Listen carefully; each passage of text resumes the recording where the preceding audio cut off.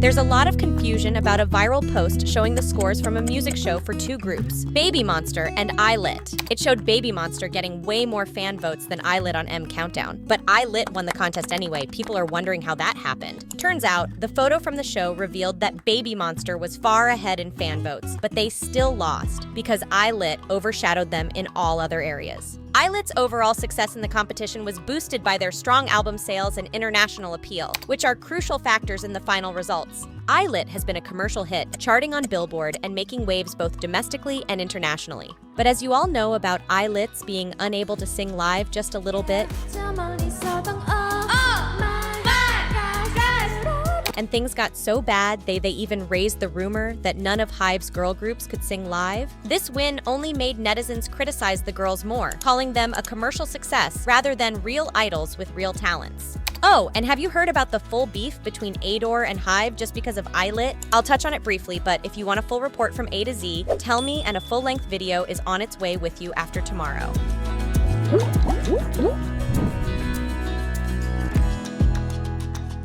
K-pop fans, especially Blinks, got into a big debate when they found out that Taylor Swift dropped a secret double album, as instead of the 16 tracks she first mentioned, she actually gave us a whopping 31 new songs. But why do K-pop fans, and even some Blinks, got to make such a big fuss about that? Hilariously and surprisingly, the reason came down to BLACKPINK's discography. Since they started in 2016, BLACKPINK has only put out 32 songs total, barely more than the Tortured Poets Department's playlist. Taylor Swift's new album almost matches 99% of BLACKPINK's entire discography. Let's break it down. BLACKPINK's got two full albums, The Album in 2020 and Born Pink in 2022, each with 8 tracks. Their mini-albums include Square Up 2018 with 4 songs and Kill This Love in 2019 with 5 tracks. Plus, they dropped The Girls in August 2023, where each member got their own solo jam. Meanwhile, Taylor Swift, she's got nearly 300 songs under her belt so far. Why no one knows for sure why such a hilarious comparison came up all of a sudden.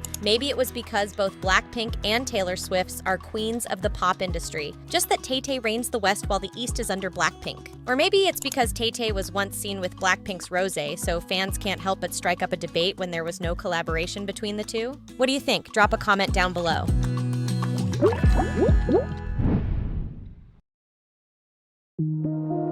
When I'm writing this script, all employees at HYBE are doing OT literally overnight because Min Hee Jin has straight up criticized Bang Si-hyuk and ILLIT for copying NewJeans. Sounds hard to believe, but that was exactly what happened, and this was the very first time in K-pop history that a CEO directly criticized a rookie, and the parent company for matters related to creativity. On April 22nd, HYBE shook the whole industry by calling a meeting to discuss whether they should force Min Hee Jin to resign, despite her successful tenure with Ador. FYI, Min Hee Jin joined HYBE from another company, SM Entertainment, and got 20% of Ador, while HYBE kept 80%.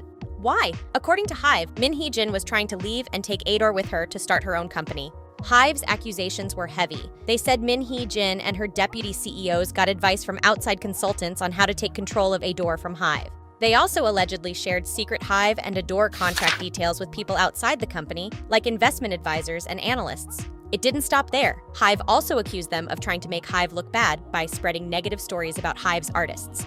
Even more serious, they supposedly leaked private information about artists, including photos and personal health details.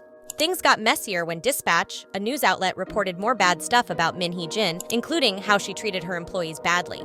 Finally, Min Hee Jin spoke up. She said one reason for the fight was that ILLIT, another music group, stole NewJeans' style. She said she was just trying to protect her artists and the music world. Obviously, nothing is certain amid this heated war, and who would take the greater damage, but one thing for sure. NewJeans members are very likely have a hard time going forward, and some even said they could become the next 50-50. A shooting star suddenly went dark due to the greed of those who manage them.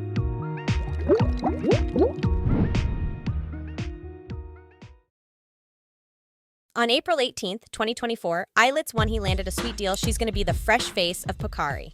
If you are into sports or simply a party person, I'm quite sure that you know Pocari better than anything else. Because this famous mineral drink from Japan would help you rehydrate when you're on the move for longer and faster than water. And just like any other F&B brand deals, for example like soju, signing a contract with Pocari is a really big deal that is not to mention how Wonhee is just a rookie for not even a month. For further context, so that you know how big the deal with Pocari is, past Pocari ambassadors included big names like Twice, Chu, and Kim So-hyun. Reacting to this, Korean netizens were mostly happy and cheering on the brand's choice. But international fans had mixed feelings as they said it was unfair for other more hardworking and talented artists, but under smaller companies. And also, like I said, the biggest problem is that ILLIT only debuted on March 25th, 2024, and Wonhee snagged this solo deal super fast. Even other groups like Rise could only sign brand deals with local companies after debut, and it was a group ambassador, while for Wonhee, it was a solo deal. Still, let's give a big shout out to this rising star. It's a huge achievement, especially at such a young age. Congrats, Wonhee!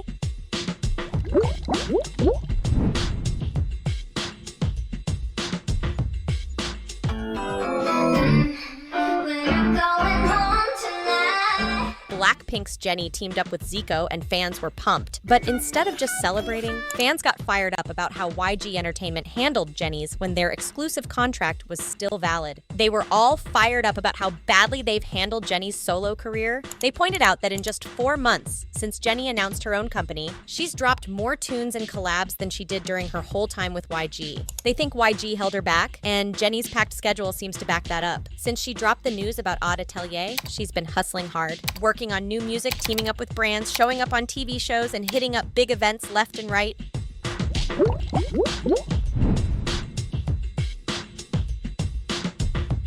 Netizens went all in after LesserAFIM Eunchae's Instagram got swamped with nasty comments following their Coachella performance. Before the show, Eunchae's personal account was all chill vibes with lovely pics. But after Coachella, things took a turn for the worse. Comments got seriously toxic, especially from Korean netizens. They weren't just dissing Eunchae's vocals and performance, some even dragged up past stuff she said about students her age. Turns out, Eunchae stirred up some trouble before with some offhand comments about high school students during a live stream.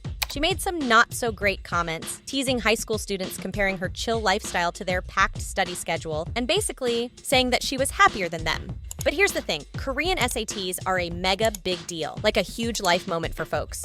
So, her remarks came off as disrespectful to a lot of people. Many accused her of catching the celebrity disease. YouTubers even made vids connecting the two incidents, piling on more hate. But at the end of the day, Eunchae is still a teenager, and fans are calling on HYBE to step up and protect her. And yes, most should know there's a fine line between giving feedback and just straight up hating.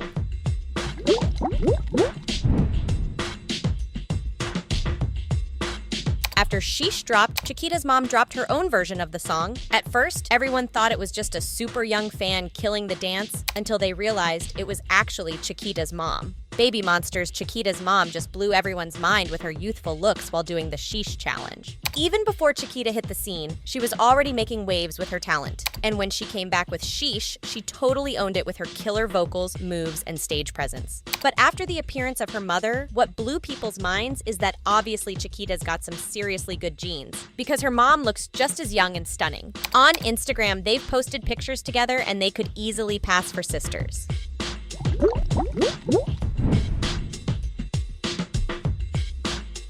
Guess what? Danielle from NewJeans has a secret superstar sister. TV reports spilled the beans on April 16th, revealing that the talented singer Gyuna, who sang the OST for the K-drama HYBE, is actually Danielle's sis. Crazy, right? The tea started brewing when a YouTube comment about the song went viral, sparking speculation about the singer's identity. Turns out, Gyuna's English name is Olivia Marsh, and she's been in the entertainment business since she was a kid, starting out as a child model. Back in 2018, she wowed everyone at the Young Artist Festival with her killer cover of Sarah Bareilles' Gravity. Now people are buzzing about whether Gyuna will make her official debut as a K-pop idol, because if yes, K-pop will welcome just another iconic sister duo like Jessica Crystal, Jang Won-young, and Jang Da-ah, and more.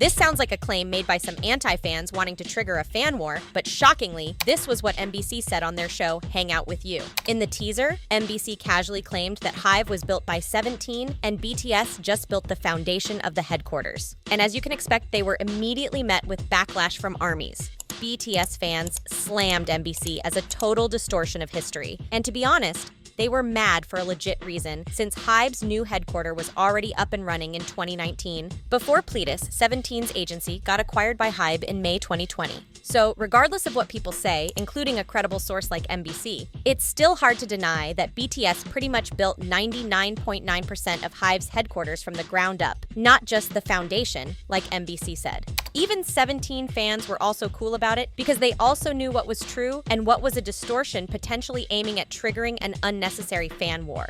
But luckily, ARMYs are also mature enough because they also clarified that they were ticked off at MBC's production team, not 17 or their fans.